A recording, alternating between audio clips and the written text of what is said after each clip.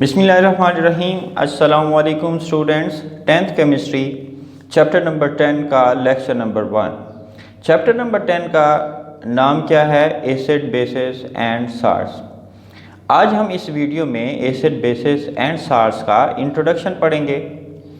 Over 200 years ago compounds were classified on the basis of their origin and properties। Compounds को earlier times के अंदर तकरीबन 200 years ago compounds को कैसे classify किया जाता था? On the basis of their origin and properties. देखें, ओरिजिन की बेस पे अर्लियर टाइम्स के अंदर कंपाउंड्स को 2 क्लासेस में क्लासिफाई किया गया। वो कंपाउंड्स जो लिविंग थिंग्स से हासिल होते थे उन्हें ऑर्गेनिक कंपाउंड्स कहा जाता था, और वो कंपाउंड्स जो नॉन लिविंग थिंग्स से हासिल होते थे उन्हें इनऑर्गेनिक कंपाउंड्स का नाम दिया जाता था। कौन कौन सी 2 क्लासेस अर्लियर टाइम्स के अंदर जानी जाती थी? वो 2 क्लासेस कौन सी हैं? जो चीज़ें लिविंग थिंग से हासिल होती थी उन्हें ऑर्गेनिक कंपाउंड्स, और जो कंपाउंड्स नॉन लिविंग थिंग से हासिल होते थे उन्हें इनऑर्गेनिक कंपाउंड्स का नाम दिया गया। फिर इन्हीं 2 तरह के कंपाउंड्स को on the basis of their properties की बेस पे इनको क्लासीफाई किया गया 3 डिस्टिंक्ट क्लासेस के अंदर। और वो 3 डिस्टिंक्ट क्लासेस कौन कौन सी हैं? Acids, basis and salts. ये जो 3 डिस्टिंक्ट क्लासेस हैं, आप कह सकते हैं all kinds of organic and inorganic compounds are included in these 3 classes.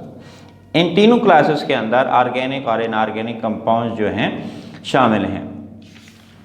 अब हम जाबिर बिन हयान का रोल पढ़ते हैं in the field of chemistry. अगर आपसे पूछा जाए what is the role of Jabir bin Hayyan in the field of chemistry, chemistry की फील्ड में जाबिर बिन हयान का क्या रोल है?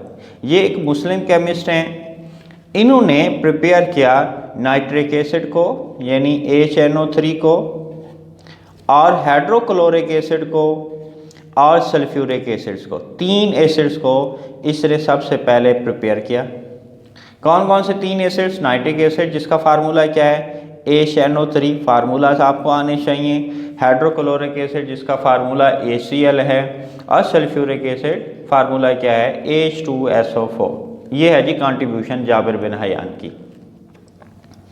लिवाइजे ने 1787 में बाइनरी कंपाउंड्स ऑफ ऑक्सीजन्स को, जैसे कार्बन डाइऑक्साइड और सल्फर डाइऑक्साइड हैं, इनको एसिड्स का नाम दिया। लिवाइजे ने 1787 में name binary compounds of oxygen such as carbon dioxide and sulphur dioxide as acids. ऐसे कंपाउंड्स को एसिड्स का नाम दिया। इन्हें हम बाइनरी कंपाउंड्स ऑफ ऑक्सीजन क्यों कह रहे हैं? कार्बन डाइऑक्साइड और सल्फर डाइऑक्साइड, ज़रा गौर करें फार्मूलाज पर। ये 2 तरह के एलिमेंट से बने हुए हैं। कार्बन डाइऑक्साइड कार्बन और ऑक्सीजन एलिमेंट से बनी हुई है, सल्फर डाइऑक्साइड सल्फर और ऑक्सीजन एलिमेंट से बनी हुई है। ऐसे कंपाउंड्स जो 2 काइंड्स ऑफ एलिमेंट से बने हुए होते हैं उनको बाइनरी कंपाउंड्स कहा जाता है। और बाइनरी कंपाउंड्स ऑफ ऑक्सीजन इनको क्यों कह रहे हैं? उन 2 एलिमेंट्स में से अगर एक कंबाइनिंग एलिमेंट हर सूरत ऑक्सीजन हो तो फिर उसे हम क्या कहेंगे? बाइनरी कंपाउंड ऑफ ऑक्सीजन कहेंगे। ये बाइनरी कंपाउंड ऑफ ऑक्सीजन है, कार्बन डाइऑक्साइड और सल्फर डाइऑक्साइड, इनको उसने एसिड्स का नाम दिया। मैं रिपीट कर देता हूँ। लिवाइजे ने 1787 में named the binary compounds of oxygen such as carbon dioxide and sulphur dioxide as acids. हम इनको यूँ भी जस्टिफाई कर सकते हैं, ये जो ऑक्साइड्स हैं जब वाटर में डिजॉल्व होते हैं तो एसिड्स प्रोड्यूस करते हैं। कार्बन डाइऑक्साइड वाटर के साथ रिएक्ट करके कार्बनिक एसिड बनाता है, और सल्फर डाइऑक्साइड वाटर के साथ रिएक्ट करके सल्फ्यूरिक एसिड बनाती है, H2SO3 बनाती है। ये दोनों एसिड्स हैं। ऐसे ऑक्साइड जो वाटर के साथ रिएक्ट करके एसिडिक सॉल्यूशंस प्रोड्यूस करें या एसिड्स प्रोड्यूस करें, ऐसे ऑक्साइड्स क्या कहलाते हैं? एसिड्स कहलाते हैं। लिवाइजे ने भी इनको क्या नाम दिया? एसिड्स का नाम दिया। लेटर ऑन इन 1815, अब 1815 में हम पढ़ते हैं हम्फ्री डेवी ने डिस्कवर्ड किया कि there are certain acids which are without oxygen. इससे पहले हमने किसके बारे में पढ़ा? लिवाइजे के बारे में पढ़ा। उसने बाइनरी कंपाउंड्स ऑफ ऑक्सीजन्स को एसिड्स का नाम दिया। वो कहता है हम्फ्री डेविड, जबकि उसके बारक्स कह रहा है बहुत सारे एसिड्स ऐसे भी हैं, सर्टन एसिड ऐसे भी हैं जिनमें जनाब ऑक्सीजन नहीं होती, जैसे HCl, इसमें ऑक्सीजन नहीं है लेकिन फिर भी ये एसिड है। HBr जो है इसमें ऑक्सीजन नहीं है लेकिन फिर भी ये क्या है, एसिड्स है। हम्फ्री डेविड ने डिस्कवर किया ऐसे एसिड्स को जो विदाउट ऑक्सीजन है, और उसने ये भी प्रूफ किया कि जो हाइड्रोजन है, जैसे इसमें देखें HCl में भी हाइड्रोजन है, HBr में भी हाइड्रोजन है। Hydrogen is the main constituents of all acids. पहले इसने डिस्क्राइब किया कि बहुत सारे या कुछ सर्टन एसिड्स ऐसे हैं जिनमें ऑक्सीजन नहीं होती। फिर इसने ये प्रूफ किया कि इन एसिड्स के अंदर हाइड्रोजन जो है वो मेन कॉन्स्टिट्यूएंट्स है। He also discovered that all water soluble metallic oxides turns red litmus blue। जो मेटल के ऑक्साइड्स हैं ये रेड लिटमस को क्या कर देते हैं, ब्लू कर देते हैं जब उनको हम वाटर में डिज़ोल्व करते हैं। मिसाल के तौर पर मैग्नीशियम ऑक्साइड जो है ये मेटल का ऑक्साइड है, ये मेटालिक ऑक्साइड वाटर में डिज़ोल्व होके क्या प्रोड्यूस करता है, बेस प्रोड्यूस करता है, और ये बेस की करैक्टरिस्टिक है कि वो रेड लिटमस को क्या करे, ब्लू कर दे। यानी जो ऑक्साइड्स की प्रॉपर्टीज़ हैं वो बेसिक प्रॉपर्टीज़ हैं, इसलिए हम ऑक्साइड्स को क्या कह सकते हैं, बेसिस भी कह सकते हैं। बात को समझने की कोशिश करें। जो बेसिक करैक्टर चीज़ें रखती हैं, मिसाल के तौर पर ये बेस है, या मेटालिक ऑक्साइड्स को हमने वाटर में डिज़ोल्व किया है तो वो सोल्यूशन क्या बन गया, बेसिक बन गया।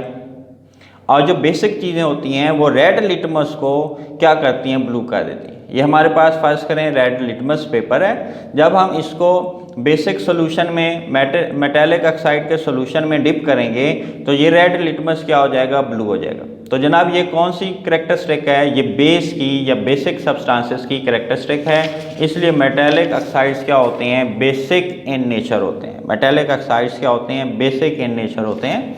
तीन चीज़ों के बारे में डिस्क्राइब किया हम्फ्री डेविड ने। इसने बताया ऐसे एसिड जिनमें ऑक्सीजन नहीं होती वो क्या होते हैं, वो भी एसिड्स होते हैं। इसने ऐसे एसिड्स को दरियाफ्त किया, ऐसे एसिड्स के बारे में बताया जिनमें ऑक्सीजन नहीं है, जबकि लिवाइजर ने कहा बाइनरी कंपाउंड्स ऑफ ऑक्सीजन जो हैं वो एसिड्स हैं, जैसे कार्बन डाइऑक्साइड और सल्फर डाइऑक्साइड। अब हम आते हैं द वर्ड एसिड जो है ये किस वर्ड से डिराइव्ड हुआ है। The word acid is derived from Latin word acidus, acidus meaning सोर। ये बात MCQ के अंदर जो है मल्टीपल चॉइस क्वेश्चन के अंदर पूछी जा सकती है। जो एसिड लफ्ज़ है ये किससे डिराइव हुआ है, एसिडस से, और उसका मतलब है तुर्श, sour. The first acid known to man, पहला एसिड जो इंसान के इल्म में आता है वो एसिटिक एसिड था। एसिटिक एसिड का फार्मूला भी आना चाहिए, CH3COOH, और ये किस शक्ल में पाया जाता था, in the form of vinegar, सिरका की शक्ल में जनाब ये एसिड हमें हमारे पास जो है ये एसिड जो है वो पाया जाता है। किस शक्ल में पाया जाता है, सिरका की शक्ल में एसिटिक एसिड जो है ये पाया जाता है, और ये फर्स्ट एसिड था जो इंसान के इल्म में आया। अब हम बात करते हैं स्टमक एसिडिटी की। इंट्रोडक्शन के अंदर HCl की लिटिल कंसंट्रेशन हमारे स्टमक के अंदर मौजूद होती है, और ये जो लिटिल कंसंट्रेशन ऑफ HCl है ये हमें हेल्प देती है दूसरे एंजाइम्स और हार्मोन्स के साथ मिलके फूड को डाइजेस्ट करने में, फूड को ब्रेक करने में ये मदद देती है। आपने याद रखना है, अगर आपसे कोई पूछ ले भाई स्टमक के अंदर कौन सा एसिड पाया जाता है तो हम कहेंगे HCl यानी हाइड्रोक्लोरिक एसिड जो है ये स्टमक के अंदर पाया जाता है। और ये हमें किस चीज़ में हेल्प देता है, ये हमें फूड को डाइजेस्ट करने में मदद देता है। Sometime this concentration increases, HCl की कंसंट्रेशन इंक्रीज होके एसिडिटी, स्टमक एसिडिटी को काज करती है, और स्टमक एसिडिटी को हमेशा ट्रीट किया जाता है किसी अल्कलाइन मेडिसिन के साथ। भाई अल्कलाइन मेडिसिन के साथ स्टमक एसिडिटी को क्यों ट्रीट किया जाता है? जो अल्कलाइन सब्सटेंस होती है, मिसाल के तौर पर सोडियम हाइड्रोक्साइड ये अल्कली है, ये एसिडिक सब्सटेंस को न्यूट्रलाइज करके कोई हार्मफुल सब्सटेंस बना देती है, हार्मलेस सब्सटेंस को बना देती है, और वो हार्मलेस सब्सटेंस कौन सी है, वो साल्ट है। अल्कली और एसिड के रिएक्ट करने से साल्ट और वाटर बनते हैं। ये जो साल्ट है ये क्या है, हार्मलेस है। अगर एसिडिटी बढ़ जाती है तो ये हार्मफुल है। हम इस एसिडिटी को कैसे ख़त्म कर रहे हैं? अल्कलाइन सब्सटेंस के साथ ट्रीट करते हैं। अल्कलाइन सब्सटेंस एसिड की एसिडिटी को ख़त्म कर देती है, न्यूट्रलाइज कर देती है, कोई हार्मलेस बेज़रर चीज़ बना के। और वो बेज़रर चीज़ क्या होती है? साल्ट। स्टमक एसिडिटी में ज़्यादातर कौन सी चीज़ इस्तेमाल की जाती है? Milk of magnesia. Concentrated magnesium hydroxide के सोल्यूशन को मिल्क ऑफ मैग्नीशिया कहते हैं। मैं इसको ज़रा वाज़ेह कर देता हूँ। स्टमक की एसिडिटी के ट्रीटमेंट के तौर पर मैग्नीशियम हाइड्रोक्साइड जो है, इसका जो कंसनट्रेटेड सोल्यूशन है उसे हम क्या कहते हैं? मिल्क ऑफ मैग्नीशिया कहते हैं। क्या कहते हैं जनाब? Milk of magnesia. और ये स्टमक एसिडिटी के ट्रीटमेंट के तौर पर यूज़ किया जाता है। ये milk of magnesia alkaline substance है, ये एसिड को न्यूट्रलाइज कर देता है, harmless substance magnesium chloride produce करके। ये एक साल्ट है, मैग्नीशियम क्लोराइड एक साल्ट है और हार्मलेस सब्सटेंस है। उम्मीद है कि आपको आज का लेक्चर समझ आया होगा। ये था हमारा आज का lecture. And that's it, thank you.